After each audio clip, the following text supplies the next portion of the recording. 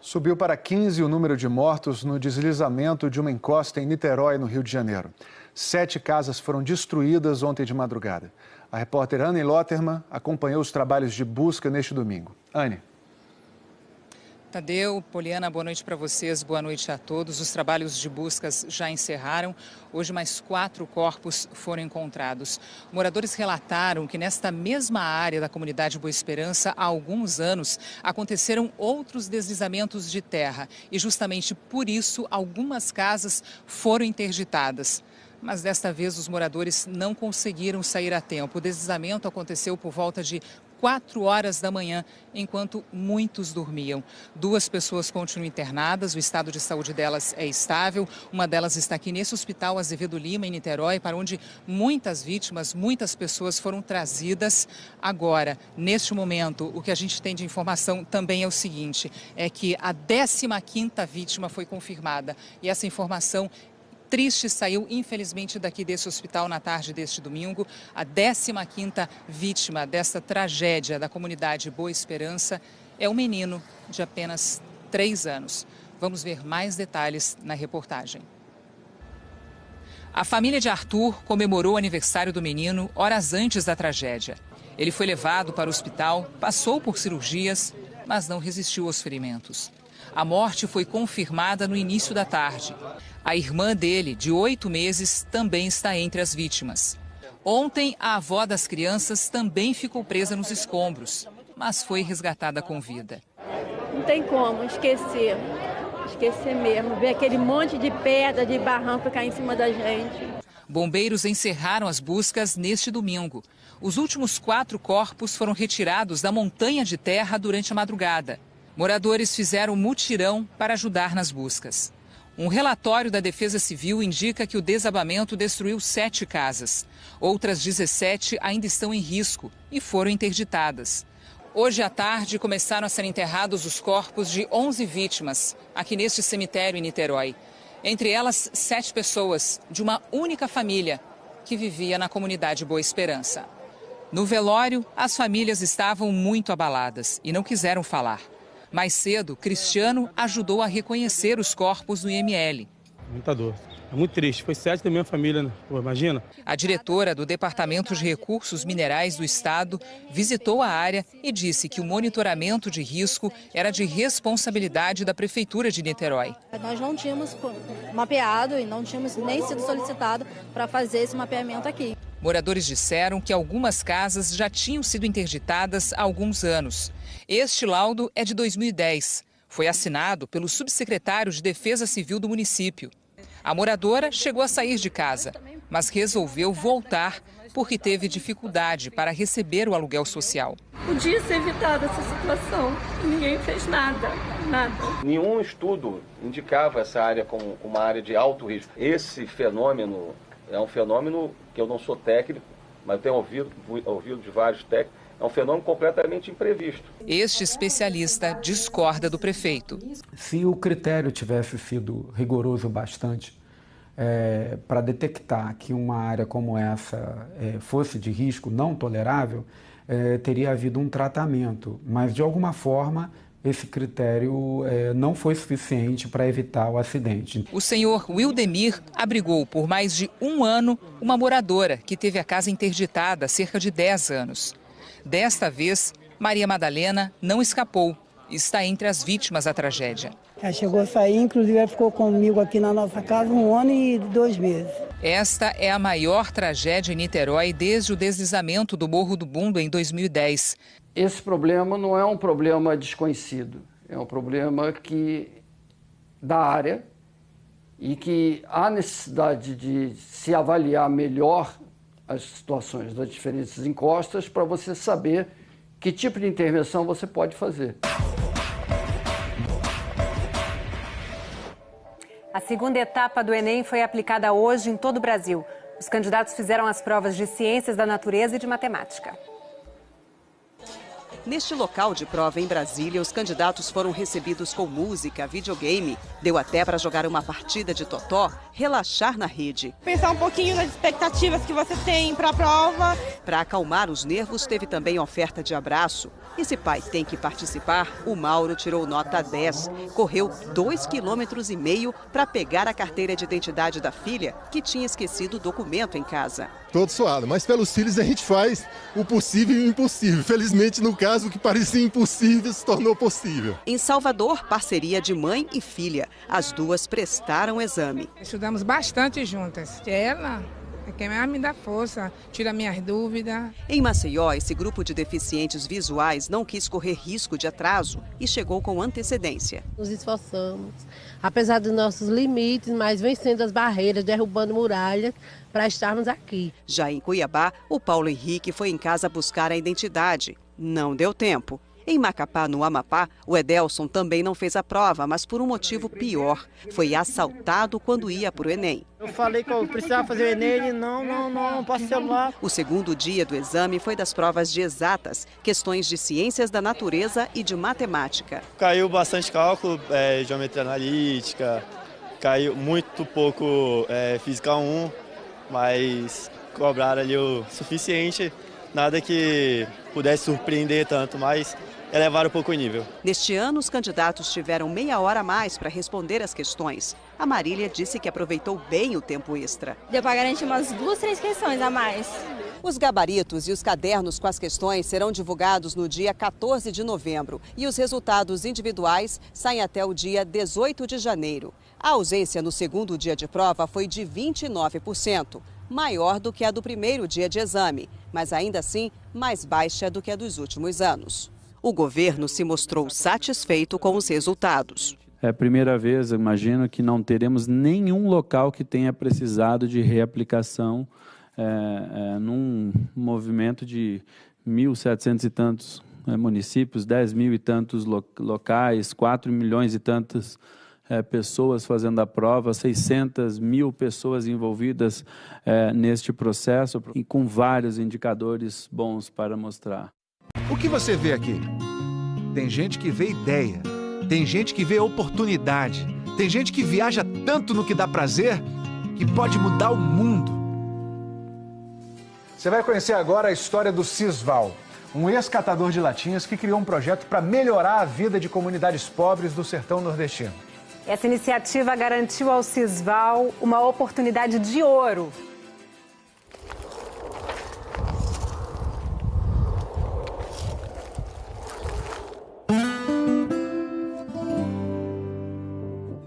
De manhã, de tarde, meio-dia.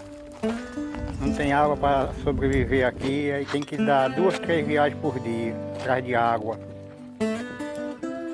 Para tomar um banho, fazer uma comida, lavar uma roupa. E o sol é quente demais, aí não tem condição, a gente se gasta muito para ir pegar esses baldinhos de água, não tem condição de trazer muito, porque é longe demais, a terra é muito quente. Aí a gente vai vivendo assim, a dia, como vai ser esse sofrimento que Deus dá a gente para sobreviver aqui, né? É triste.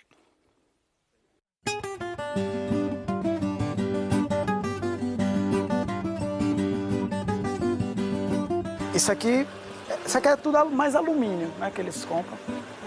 E eu tinha um saco desse, assim, e eu enchi ele mais ou menos até a metade de latinha. Eu juntava em torno de 300, 400 latinhas. Eu caço uma latinha, tiro umas arinhas aí para vender. Aí aproveito a madeira e faço um carvãozinho. Aí daí eu vou sobrevivendo. Aqui tem água, seu Cícero? Tem não. Tem luz? Tem não.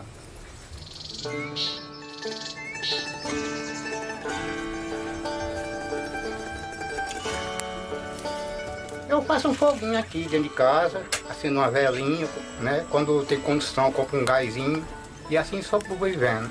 Meu padre Cícero fez uma viagem só. Mas tem fé em Deus que um dia eu saio desse sufoco, não seja por morte. Eu sou Cisval dos Santos, sou filho de Cícero e Valdenora, tenho 32 anos e vou desenvolver um projeto que vai levar luz, água e internet por R$ 960. O pai a gente se separou, né? Aí eu fiquei só fazendo faxina, diarista. Ele ajudava como podia. Quando eu entrei na faculdade, no primeiro semestre eu pensei em desistir, porque tinha xerox, tinha apostilas. E eu não tinha R$1,50 no bolso para tirar uma xerox. Tive que escolher entre comer e ter a luz. Aí eu preferia comer, né? E dar comida a eles. Não é fácil, às vezes, ter o caderno acabar e você ter que pedir folha emprestada a um colega e depois ter que grampear isso no caderno. Catei latinha assim, comprei material escolar assim. Eu não tenho vergonha de dizer isso, eu não tenho vergonha, eu digo para todo mundo. Com a venda das latinhas, o Cisval fez curso de eletroeletrônica e eletrotécnica na Faculdade de Tecnologia do Cariri e também licenciatura em Física pela Universidade Federal do Ceará. Tenho orgulho, emoção, porque é um bichinho assim, de raiz humilde, né, de sofrimento mesmo, de até passar necessidade, né, do básico mesmo, da alimentação. Correu atrás, lutou, dá esse pulo assim de repente. E que pulo! O ex-catador de latinhas agora vai cursar Ciências da Computação em Harvard, uma das universidades mais respeitadas do mundo. Eu fui apresentado esse projeto que era Harvard para estrangeiros. Eu fiz vários testes. No dia 14 de setembro de 2018, eu recebi a informação que eu estava matriculado. Eu até avisei a minha mãe. Em Harvard, que eu não sei nem dizer. Mãe, entrei em Harvard. Ela disse, o que é isso? Aí eu peguei e expliquei a ela. Ela disse, legal. Ela não tinha noção do que era. Depois de 3 anos de curso online, o Cisval vai ter que provar que o projeto para equipar uma casa com energia solar por R$ 960 em 10 anos é realmente possível. Isso significa apenas R$ 8 por mês. Terá painéis posicionados de um lado da casa e do outro, isso durante 12 horas por dia. A ideia é usar soluções simples. Placas voltaicas devem alimentar pontos de LED para iluminar a casa e uma bomba para tirar água do solo. Já a internet vai ser captada via sinal de satélite por uma antena e direcionada para um roteador. O que o senhor acha de um projeto desse? Isso daí é só sendo coisa de Deus mesmo, né? Mesmo que seja um sonho, né? Um negócio desse. E não é que o destino deu um jeito de unir o Cisval e o seu Cícero? Eu quero que esse cara tenha luz, eu quero que esse pessoal tenha luz. Eu quero que tenha água.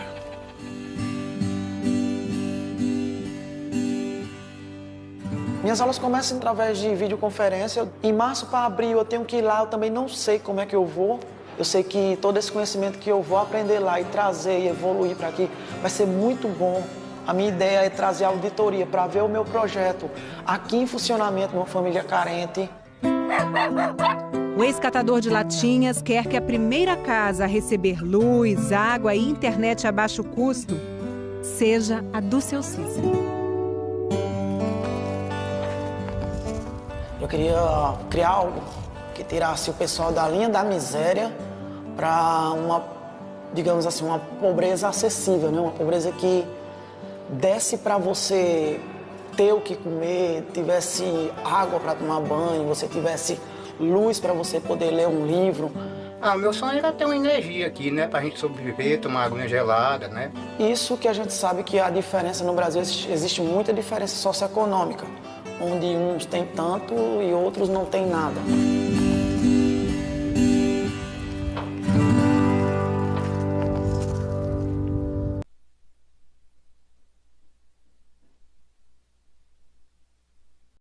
É agora o drama das crianças na Marcha dos Migrantes.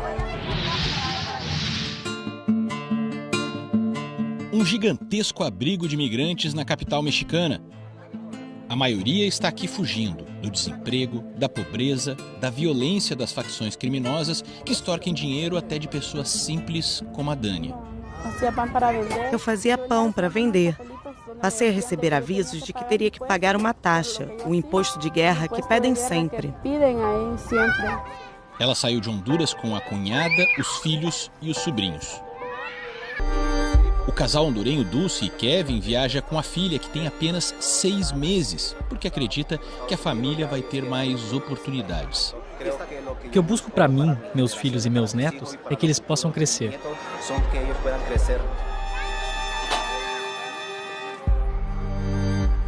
O número de crianças é impressionante. Elas estão do lado de fora, nas barracas, antes de entrar aqui no complexo, por todas as tendas em que a gente passou. Mas esse abrigo aqui, especificamente, essa tenda, é só para famílias que estão viajando com crianças. Ela é enorme e está completamente lotada. Os coordenadores do refúgio dizem que 4.800 pessoas foram registradas aqui. 1.700 são crianças ou adolescentes. Com a ajuda de ONGs, o Fundo das Nações Unidas para a Infância montou um posto de atendimento de emergência na cidade do México. Nos primeiros dias aqui, as crianças estavam cansadas, desorientadas e assustadas. Essa caravana começou a se formar em Honduras no dia 12 do mês passado e foi crescendo com gente de outros países da América Central. Chegou à capital mexicana no início da semana, uma viagem de quase 2.000 quilômetros. O abrigo foi montado nesse estádio. Tem tendas, mas as pessoas também dormem nas arquibancadas ou em barracas improvisadas montadas em volta do estádio. Mesmo com toda a precariedade, Paula conta que aos poucos as crianças vão perdendo medo, se acostumando com o abrigo, vão voltando a sentir alegria. Mas na quinta-feira passada elas acordaram com os pais levantando acampamento novamente. O grupo decidiu continuar a jornada até a fronteira com os Estados Unidos. Primeiro de metrô, depois tomando as ruas da capital mexicana. As famílias levam as crianças pelas mãos, em carrinhos ou carregadas. Pergunto para essa mulher quanto tempo ela caminha e quanto tempo descansa. A cada 1 hora ou 2 eu descanso um pouquinho. Motoristas de caminhão também tentam ajudar dando carona e começa uma disputa desesperada. Não cabe mais ninguém dentro do caminhão, como a gente pode ver. A polícia acompanha, mas também não impede o pessoal de subir. Eles continuam nessa luta aqui. E o caminhão vai sair, o pessoal vai agarrado mesmo. Durante horas, a cena se repete, numa solidariedade que ignora os riscos de um transporte assim. Muitos pais com os filhos pequenos não conseguem entrar nessa disputa e caminham sozinhos, até conseguir uma ajuda mais tranquila. Essas caronas resolvem o trecho urbano do caminho do dia, mas todos querem chegar à fronteira e precisam voltar para a estrada.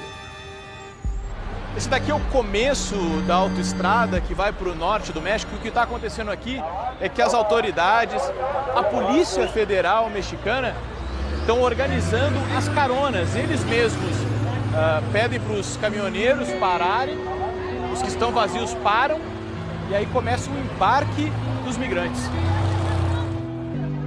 Assim, eles querem seguir quase 3.000 quilômetros até Tijuana. Mas o presidente americano mandou o exército para a fronteira e os militares preparam uma recepção de guerra para impedir a entrada dos migrantes nos Estados Unidos. Entre uma carona e outra, a Genesis não aguentou. Enquanto ela dorme sobre as mochilas, a tia me conta que está levando a menina porque os pais dela morreram em um acidente em Honduras. Genesis não quer mais caminhar. Ela está muito cansada, os pés doem, mas a tia diz que vão devagar. E elas voltam para a estrada. A menina caminha com dificuldades porque os tênis que ela usa são grandes demais.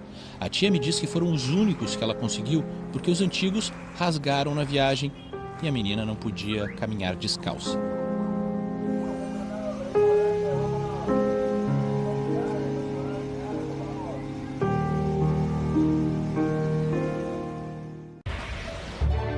Tratados como divindades no Egito e símbolos da superstição na Idade Média, os gatos pretos sempre tiveram uma aura de mistério. Agora um gatinho preto como esse aqui vai ser a peça-chave dos segredos da nova novela das 9, O Sétimo Guardião. O primeiro segredo é como fazer um gato se comportar nas gravações. Tipo essa aqui.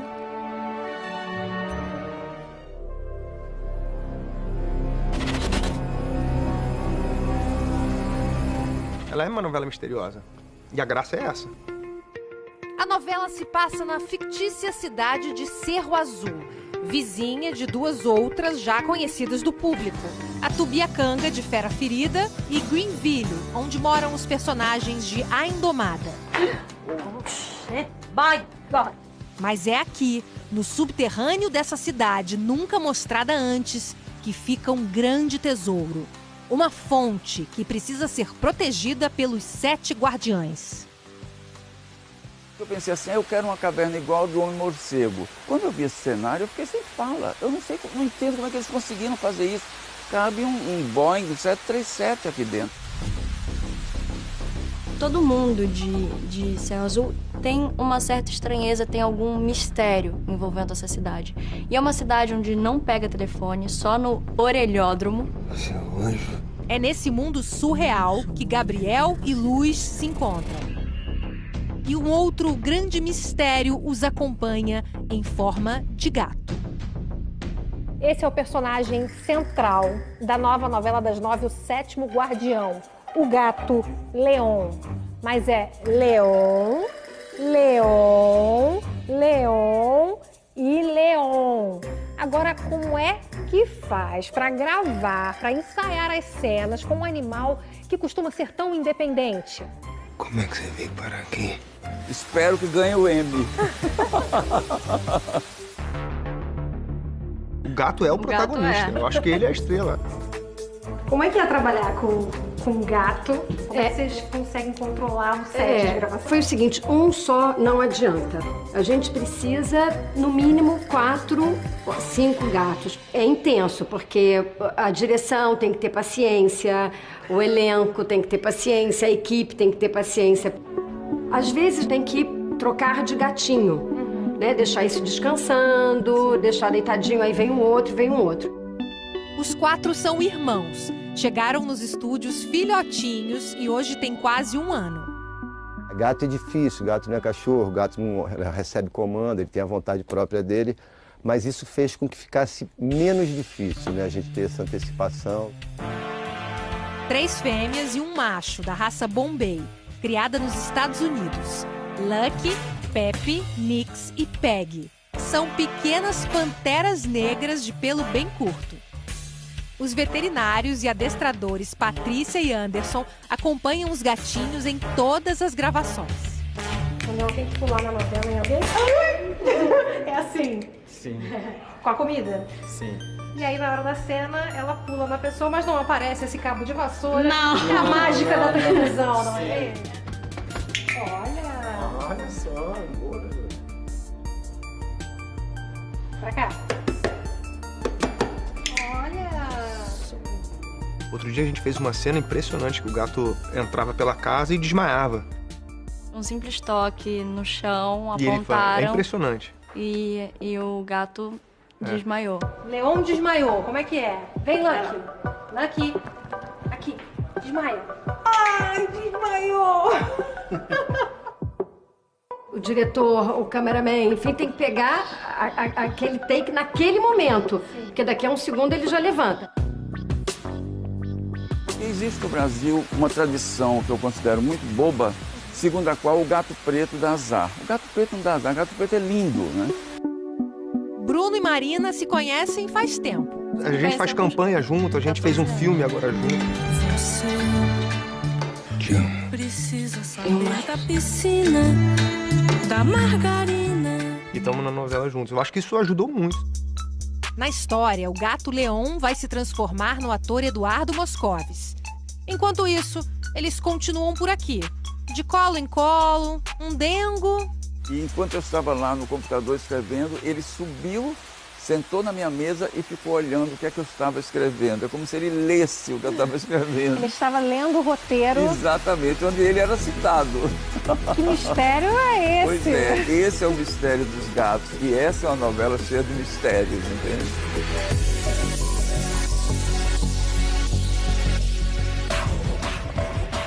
Terminou esta semana a investigação de um episódio que simbolizou o descaso com os pacientes na saúde pública brasileira. É a história da dona Irene, uma aposentada que morreu depois de esperar horas por atendimento no hospital do Rio de Janeiro em agosto. Uma das médicas preferiu ficar ao celular para socorrer a idosa. O repórter Mohamed Saig traz agora com exclusividade as conclusões do inquérito. E imagens inéditas do abandono que a dona Irene viveu em seus últimos momentos. Ela veio de Minas, veio para o Rio, há 2 anos atrás. Os momentos melhores que eu tive na minha vida foi com a minha mãe. Eu não conhecia a praia, a primeira vez que eu levei ela para a praia. Aí ela falou, não vou entrar não, com medo, eu levei ela no colo. Vamos, mãe. Do mesmo jeito que eu levei ela para conhecer o mar, foi o mesmo jeito que ela morreu.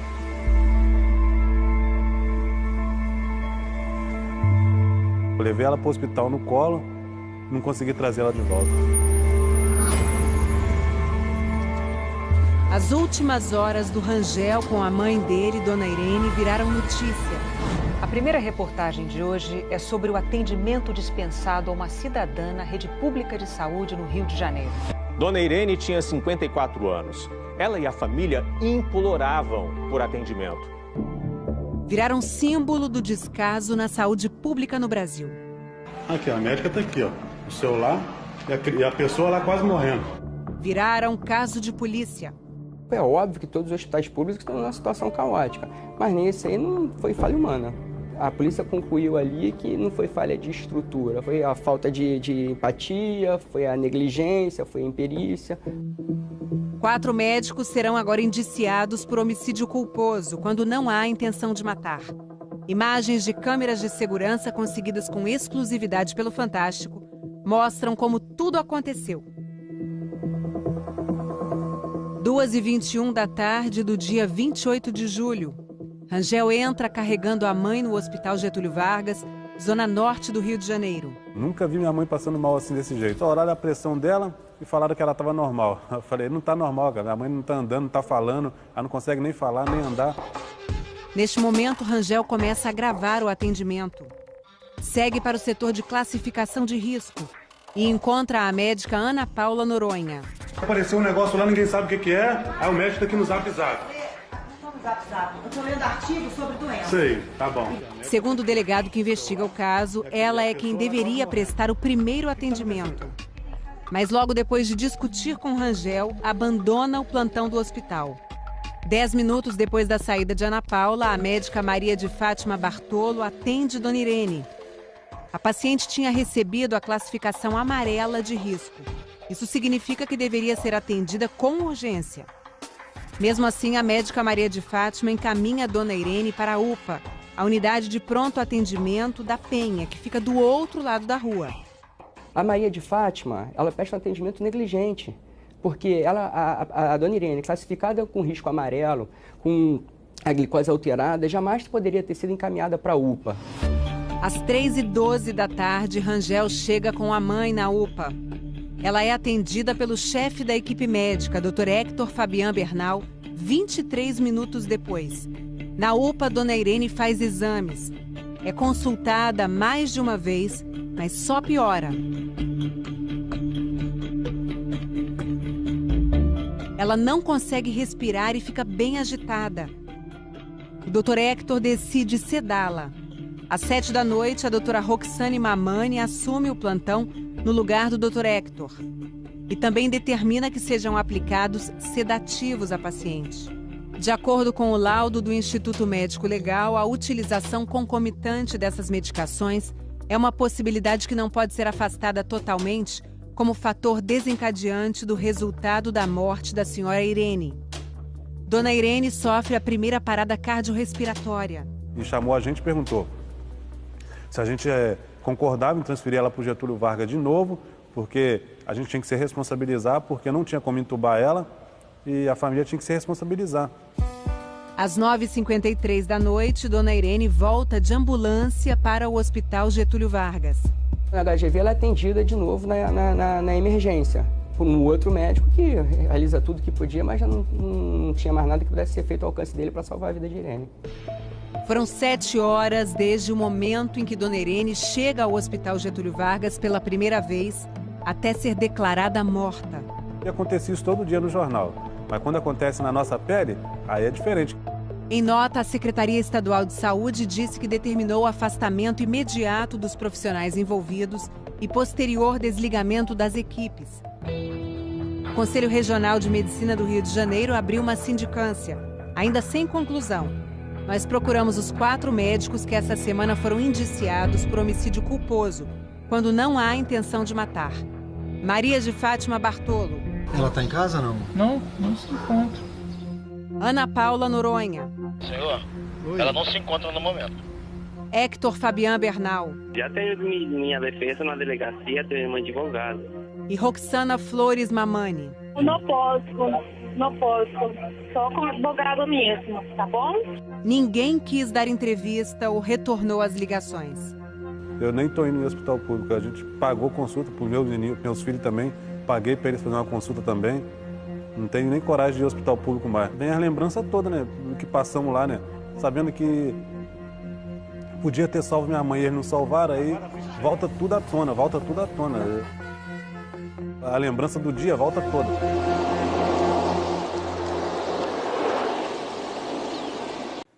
O presidente eleito Jair Bolsonaro passou o domingo no Rio sem compromissos oficiais.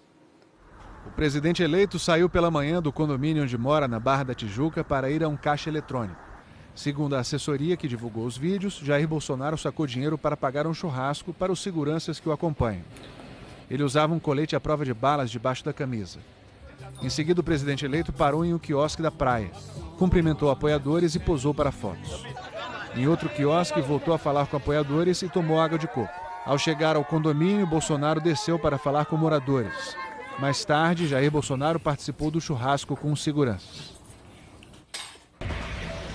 A partir de hoje no Fantástico, famosos vão se encontrar para uma conversa frente a frente, olho no olho, mas com uma surpresa. Até o último segundo, um não sabe quem é o outro. Cada convidado só descobre na hora quem vai estar na outra poltrona. E aí o papo rola solto. Teve gente que se emocionou, que fez revelações, que descobriu coisas em comum. Teve gente até que ganhou um novo amigo. No primeiro episódio, a cantora Joelma abriu o coração para uma mulher fantástica. Quem será? Vamos ver agora a estreia de Você Por Aqui?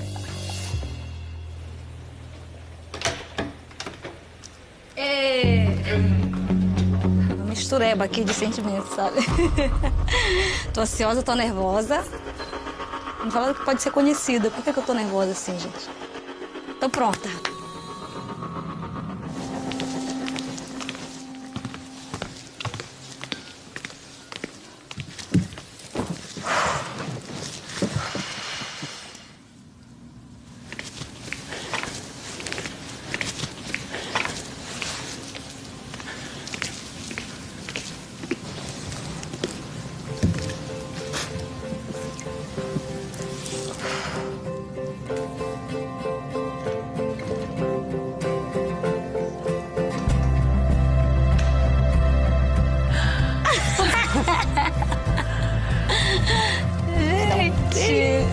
Tudo bom, meu amor?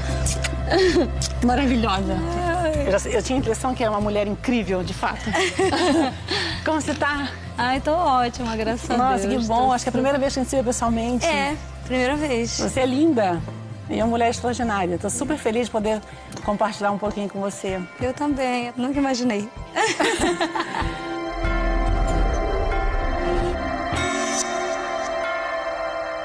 A gente é mulher, acho que a gente vai ter muita coisa para falar, né, sobre esse universo feminino, da questão da violência e, enfim, dos abusos que a gente tem visto por aí. Eu acho que isso nos une de uma certa maneira, e a gente poder falar um pouquinho desse universo feminino é impressionante.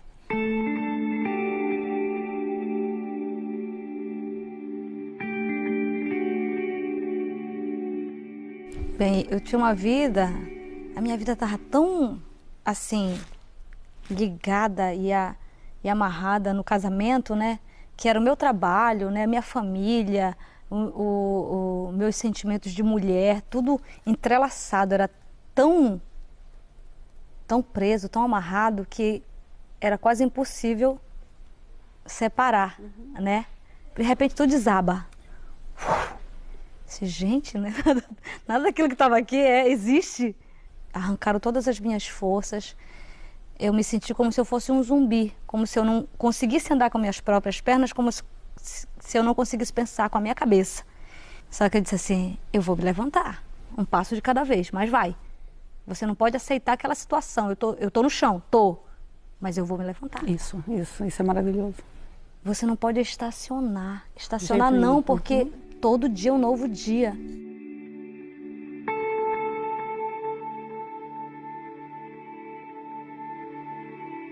Eu também passei por uma situação bem desagradável, nunca pensei. Passei por 2 casamentos e o terceiro realmente eu sofri violência de uma forma bastante ruim. E eu achei que estava vivendo o seu momento maravilhoso, que estava tudo perfeito, como você, a gente não consegue avaliar, né? E de repente você leva um tombo que você precisa tomar uma atitude. Então, a partir do momento que eu fiz uma denúncia contra o meu ex-companheiro, e esse caso ele se tornou público de uma forma inacreditável.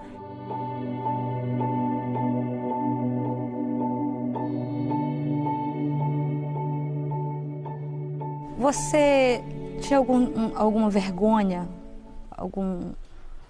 de falar sobre o assunto? Não, eu sempre fui uma pessoa muito verdadeira. Meu livro foi sempre aberto, não aberto, escancarado. Então, assim, eu não tive nenhum problema em falar sobre essa questão da violência, até porque eu acho que nós mulheres, a gente tem que estar unida, a gente tem que fazer o nosso papel de cidadã e de como mulher também, né? Não sei se acontece com você também, de mulheres parar você em aeroportos, algum lugar assim, e falar sobre uma coisa tão íntima que é a vida dela, né, se expor. Hoje elas chegam e falam muito sobre casamento, sobre a vida pessoal delas, que elas estão passando dentro do lar, sobre separação também. É porque são feridas tão profundas, né, que você... É muito difícil. A gente sabe como é difícil, A né? gente sabe. A gente que passou sabe muito bem como é difícil. Aonde você buscou a tua fortaleza para se erguer depois disso aí? Eu sempre me considerei uma mulher super forte, Joelma. Assim, minha mãe foi uma mulher muito simples, de uma pessoa assim, muito idônea, de educação básica que ela nos deu, ou seja, eu casei com 16 anos, já saí de casa e fui fazer a minha vida. Então, assim, tudo que eu aprendi foi na vida, e eu aprendi a me fortalecer também. A minha mãe me ensinou a ser independente, né? Ela criou 7 filhos sozinha. Que lindo. Meu pai saiu de casa, eu lembro que eu tinha 8 anos de idade, né? Então ele saiu para trabalhar e nunca mais voltou. Eu disse, poxa, minha mãe conseguiu fazer tudo isso, sabe? Costurava, cuidava do lar, cozinhava, fazia tudo sozinha e sustentava 7 filhos. Para mim isso aqui, eu acho que a força dela é muito maior do que a minha, isso aqui é nada, então eu me fortaleço dessas coisas também, né? Eu também saí de uma família super humilde, com muita dificuldade, filha de um pai alcoólatra. A minha mãe também costurava para fora. Então, nossa história, eu acho que a história do brasileiro é muito parecida. É muito parecida, né? Eu nunca esqueço. Hoje eu lembro, mas assim, não mais com aquela dor, entendeu? Eu acho que eu tinha uns 5, 6 anos de idade, né? Eu lembro que eu sempre acordava muito cedo. 5h30 da manhã eu estava de pé, desde pequenininha assim, né? E a minha mãe, ela sempre ia dormir lá para as 3 horas da manhã. Por quê? Ela tinha que ficar até tarde costurando para entregar a costura para colocar comida na mesa. Entendeu? E eu lembro que naquela época a luz na minha cidade ia até meia-noite e ela costurava com lamparina. Aí quando ela estava dormindo, meu pai chegava embriagado e espancava ela. Entendeu? E aí, 5h30 da manhã, já estava de pé. Essa cena nunca sai da minha cabeça. Eu, do meu quarto, a porta entreaberta, ela na sala costurando, com o rosto todo deformado, e a lágrima caindo e ela costurando. Então...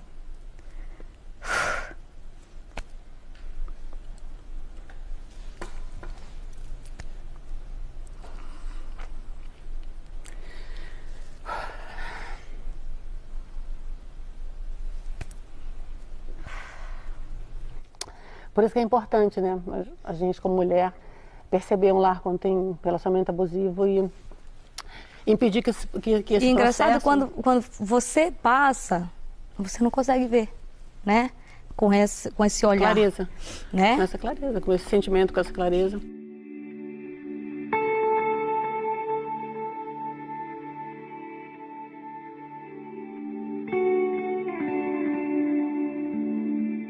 E eu tô viva, né? Porque um cantor que trabalhava junto comigo me tirou da mão da pessoa na hora, né? Porque não era nem para eu estar viva hoje. Que bom saber que você tá linda, cheia de vida, hoje cheia eu de me sinto projeto. plena, completa. Eu também, mas a gente tem que falar, assim. Para as pessoas que estão passando por isso nesse momento, né? De que é possível. É possível você sair e ficar plena. Você recomeçar, dar a volta por cima. Hoje, ninguém vai me impedir de ser feliz. Eu tô, assim, muito feliz de estar aqui com você. Eu sempre fui a sua super admiradora. Acompanhei sua vida sempre, tudo que você passou. A sua força me impulsionou muito. Obrigada. Que bom, meu amor. Que nada, nem ninguém possa arrancar o seu sorriso. O nosso, né? É. Obrigada.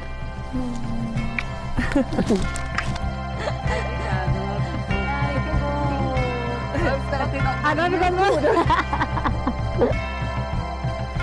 eu tenho que ficar aqui em cima, senão eu vou ficar toquinho.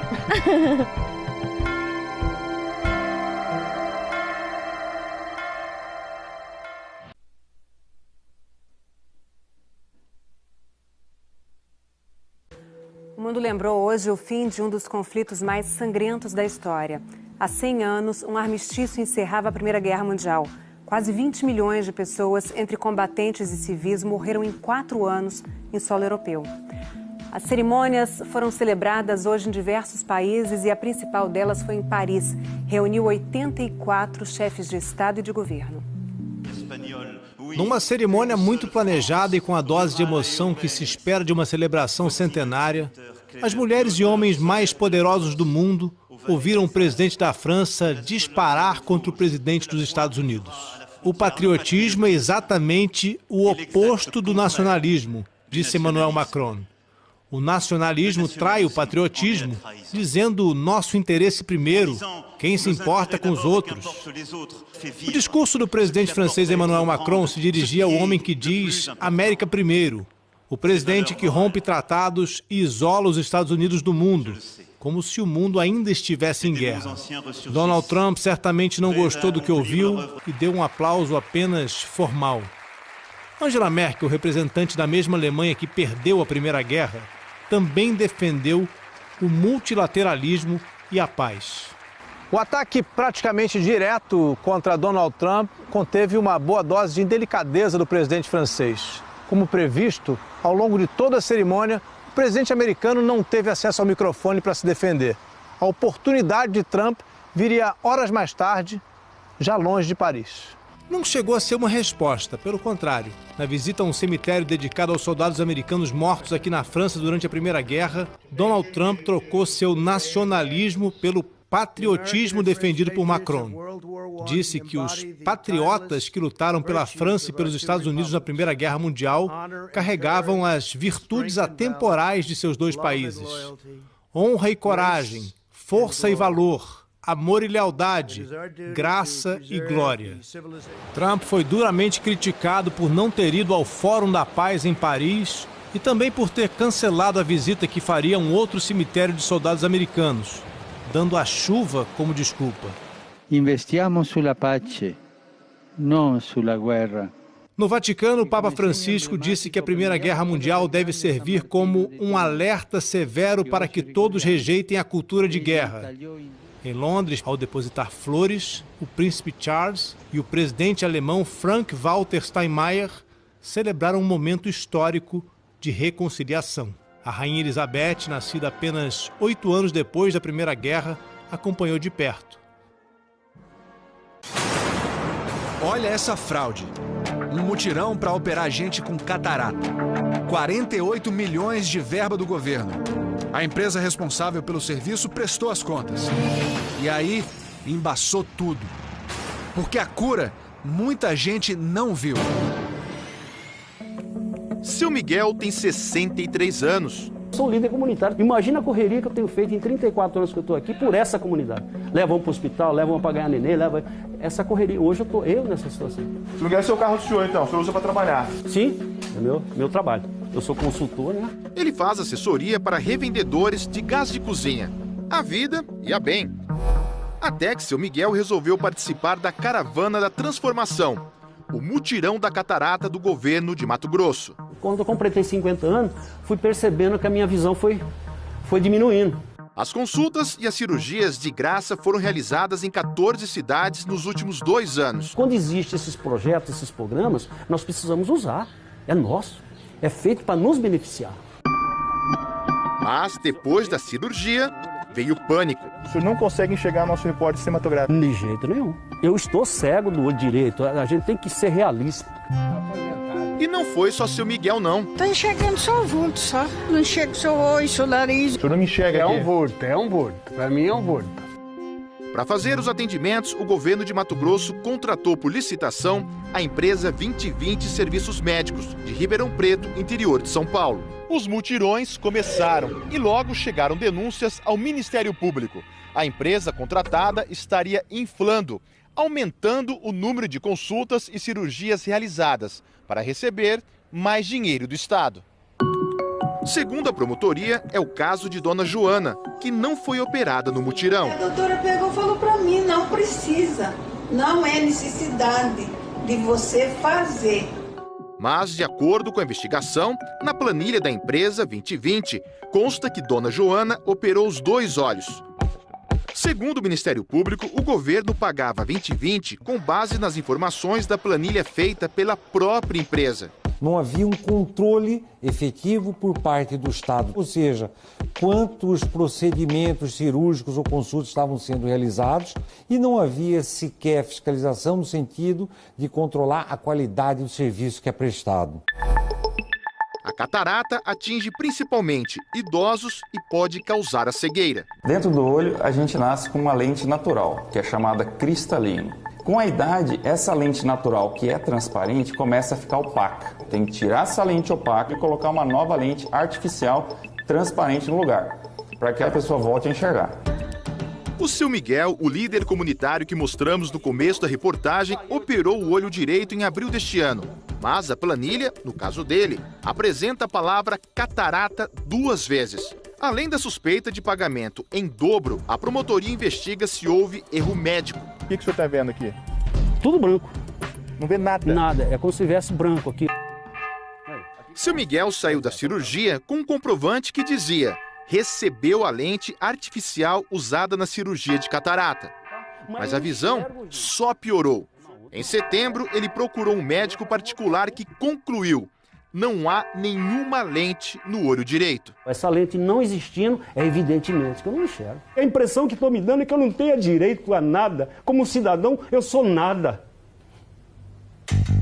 Segundo o governo de Mato Grosso, os mutirões promoveram mais de 60 mil cirurgias. O Ministério Público fez as contas. Se todas as pessoas que aparecem na lista de pagamento tivessem passado por um médico, cada consulta teria uma duração em média de 2,5 minutos. Segundo os promotores, para que isso fosse possível, os médicos teriam que trabalhar 8 horas por dia sem nenhum intervalo. Não poderiam almoçar, tomar um lanche e nem mesmo ir ao banheiro. O governo de Mato Grosso contesta. Um cálculo como se o procedimento fosse extremamente complexo. Muitas vezes não é. Para a Associação de Oftalmologia do Estado, o tempo ideal de consulta é outro. Pelo menos uns 15 a 20 minutos seria bastante adequado. Examinar fundo de olho, pressão ocular e dentro disso tudo você criar um possível tratamento. O contrato da empresa 2020 com o governo soma mais de 48 milhões de reais. Nós vamos ter que fazer uma checagem profunda de todas essas situações para que nós possamos mensurar o prejuízo econômico, o prejuízo social, o prejuízo moral. Esse não tem como nós colocarmos preço. Em setembro, a Justiça determinou a suspensão do contrato e bloqueio dos bens da 2020. No Tocantins, onde também fez mutirão, a empresa é alvo de outra ação do Ministério Público. responde ainda a 40 processos em 6 estados, movidos por pacientes que alegam erro médico. Em nenhum desses processos existe sentença condenatória. Hoje a empresa acumula mais de 300 mil cirurgias em todo o país. Erros médicos cometidos pela empresa não existem. A empresa também nega superfaturamento.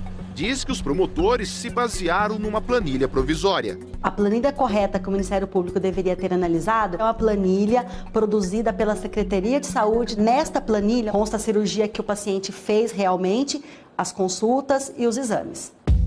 Para o Ministério Público, todas as planilhas da empresa estão sob investigação. Os documentos que eles apresentaram não são suficientes, não são capazes de sustentar uma posição de que não houve irregularidade. O governo diz que havia uma fiscalização séria e que vai provar que só pagou por procedimentos realizados. Não houve nenhum superfaturamento e nem pagamos aquilo que não foi feito. E o que aconteceu com o seu Miguel depois que ele descobriu que não tinha nenhuma lente no seu olho direito? Semana passada, o líder comunitário conseguiu que a empresa 2020 fizesse uma nova cirurgia nele, na sede da empresa em Ribeirão Preto, a 1.250 quilômetros de onde seu Miguel mora. Primeiro, a empresa tinha oferecido uma passagem de ônibus de Cuiabá para Ribeirão. Ao saber que o Fantástico ia contar o caso dele, resolveu pagar uma viagem de avião. Segundo a 2020, o exame particular que mostrou que ele não tinha recebido lente na cirurgia estava errado. A defesa diz que já encaminhou as provas à promotoria. Essa lente, por algum motivo, por alguma questão fisiológica mesmo do seu Miguel, ela se deslocou. Um dos médicos que fizeram o exame particular no seu Miguel mostra o ultrassom do olho direito e reafirma. Posso afirmar categoricamente que não existe lente aqui. Houve erro, porque senão eu não estaria 7 meses da maneira que eu estava. Seu Miguel saiu confiante da nova cirurgia, mas não consegue esquecer o que passou. Eu fui lá na caravana querendo qualidade de vida. E foi exatamente o inverso. Essas pessoas precisam ser responsabilizadas. Afinal, se trata de um ser humano.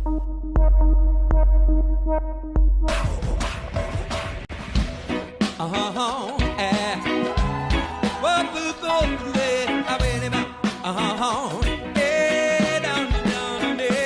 27 anos de Skank e o novo trabalho é para matar a saudade dos anos 90, né?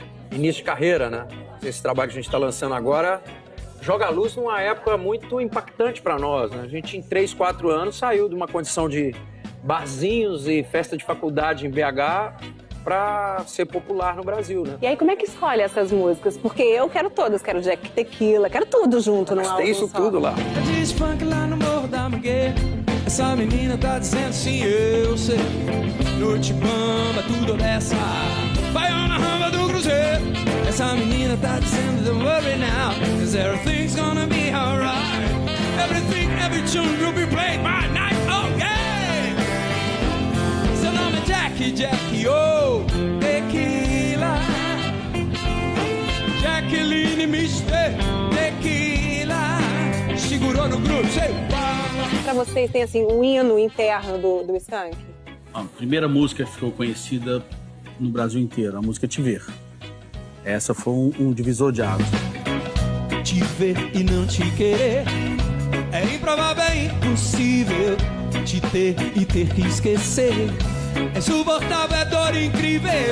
Te ver e não te querer é improvável, impossível. Te ter e ter que esquecer é insuportável, é dor incrível. E aí depois veio o samba poconé, aí já é um outro patamar. Me sinto só, mas eu me sinto tão seu. Me sinto só, e sou teu. Me sinto só, eu me sinto tão seu. Me sinto só, e sou teu. Pra cima, Fantástico! Eu acho que o Skank pode dizer, sem dúvida, que tem um patrimônio musical. Então, nos é prazeroso defender essas músicas. E aí a gente tem 2 inéditas nesse álbum novo.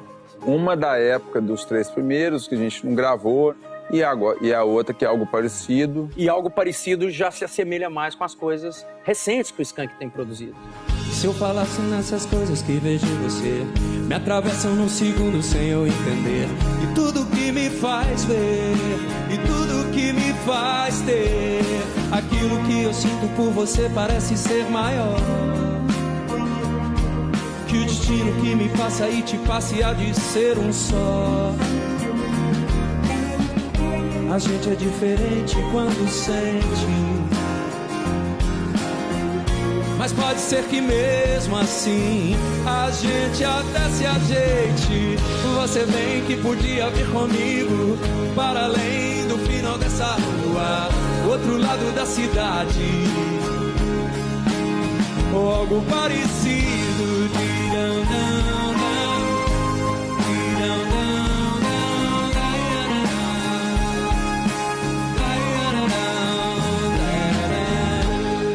E não acaba aqui. A surpresa musical do Skank convocou o baiano Gilberto Gil para andar com fé. Andar com fé eu vou, que a fé não costuma falhar. Vamos junto. Andar com fé eu vou, que a fé não costuma falhar. Andar com fé eu vou, que a fé não costuma falhar. Que a fé tá na mulher, a fé tá na cobra coral. Oh, num pedaço de pão. A fé tá na maré, na lâmina de um punhal. Oh, na luz da escuridão, cadê suas mãos, fantástico?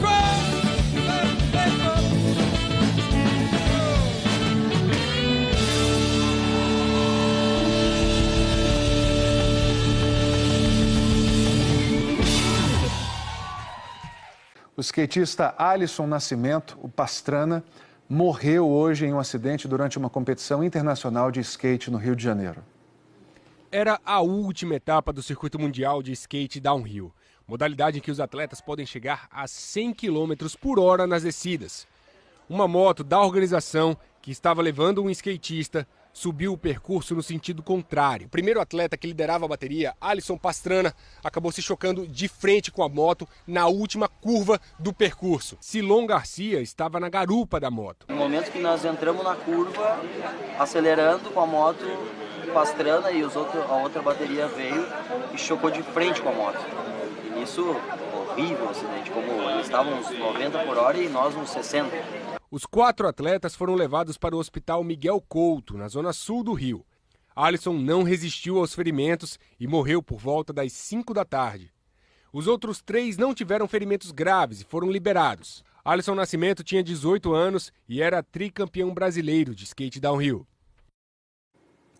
Policiais militares foram ao hospital e ouviram membros da organização e da Federação Internacional de Downhill que não quiseram gravar entrevista. Essa semana, 10 deputados estaduais do Rio de Janeiro foram presos numa ação da Polícia Federal que investiga desvios milionários na Assembleia Legislativa. A corrupção era tanta que o esquema ganhou até nome: Propinolândia, um carnaval com dinheiro público. O dinheiro da propina desfilou pela Marquês de Sapucaí. O carro abre-alas de 2014 da Mangueira celebrava o descobrimento do Brasil e a festa de Cabral. Mas o que se sabe agora é que essa festa era de outro Cabral. Sérgio Cabral, o ex-governador do Rio, preso desde 2016 pela Operação Calicut, um desdobramento da Lava Jato.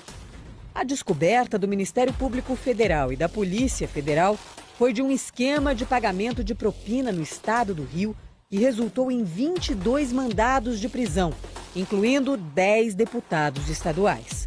Um deles, Chiquinho da Mangueira, do PSC, presidente da escola de samba. Depois de preso, Chiquinho admitiu em depoimento à Polícia Federal, obtido com exclusividade pelo Fantástico, que recebeu dinheiro durante o governo de Sérgio Cabral. Segundo o deputado, que não falou em valores, esse dinheiro não seria propina, e sim ajuda de custo para a escola, porque Cabral também é mangueirense. Segundo as investigações, entre 2013 e 2014, Chiquinho da Mangueira teria recebido mais de 3 milhões de reais em propina. A operação, outro desdobramento da Lava Jato no Rio de Janeiro, recebeu o nome de Furna da Onça. É como é chamada essa sala na Alerj, onde os deputados faziam os acertos antes das votações. Esses deputados desviaram, deram uma conotação promíscua, deturpada, para uma casa que tem que ser respeitada. Os acertos envolviam dinheiro, que vinha de um caixa único da propina de Sérgio Cabral. Valores que variavam de 20 mil a até 900 mil reais. Em troca, garantiam apoio político para a organização criminosa chefiada por Cabral. Mas os procuradores têm provas de que um outro esquema continua até os dias de hoje na Assembleia Legislativa do Rio. O loteamento de cargos em órgãos públicos, principalmente aqui no Detran. Cada deputado fica com uma região do estado e indica pessoas de confiança para trabalhar. Os postos do Detran viraram bases políticas, onde os parlamentares oferecem facilidades, empregos, em troca de votos. Isso garantia a eles um controle absoluto, não só para que nomeassem pessoas, como também para que ali instalassem diretórios políticos e ambientes para arrecadação de propina. Se fortaleciam politicamente e enriqueciam ilicitamente. E quem está pagando o salário dessa pessoa indicada para um cargo em confiança é a população. Em escutas telefônicas feitas com autorização da Justiça, a polícia flagrou uma conversa de Alcione Fabre, assessora do deputado Marcos Abraão, do Partido Avante, preso na operação. Ela deixa claro que funcionários são contratados em troca de voto. Não adianta ter trabalho, aqui é comprar voto. Deus me livre, gente. Ninguém está observando o trabalho nosso, as pessoas estão indo atrás de dinheiro. O cara é rico, né? Aí está distribuindo dinheiro para comprar voto. Em outra conversa, o deputado André Correia, do DEM, aquele que apareceu aqui no Fantástico em 2015, mergulhando na Baía de Guanabara para provar que as águas estavam limpas para a Olimpíada, conversa sobre outro esquema de corrupção no DETRO, o Departamento de Transportes Rodoviários do Estado do Rio. E estão montando uma caixa de financiamento através do DETRO. André Correia também foi preso. Segundo os investigadores, ele recebia uma mesada de 100 mil reais. Eu estou tão tranquilo que nem advogado tem. A Propinolândia, nome dado pelos investigadores ao esquema de corrupção na Alerj, encheu os bolsos dos deputados com pelo menos 54 milhões de reais entre 2011 e 2014. E não foram só os bolsos. Essa quantidade enorme de dinheiro era transportada em meias calças, acho que meias de compressão, em que eram colocados valores entre 50 mil, que chegaram até a 400 mil reais dentro dessas meias. A defesa de Chiquinho da Mangueira nega que ele tenha participado do esquema e diz que ele não sabia a origem do dinheiro doado para a escola de samba. Os advogados do ex-governador Sérgio Cabral disseram que vão se manifestar assim que tiverem conhecimento da íntegra dos autos. A defesa de André Correia disse que o deputado nunca teve esquema no DETRO e nega que ele tenha recebido qualquer valor. Não conseguimos contato com a defesa do deputado Marcos Abraão, nem com a assessora dele, Alcione Fabre. É um trabalho contínuo que não para. Enquanto houver provas da prática de crimes, a Polícia Federal continuará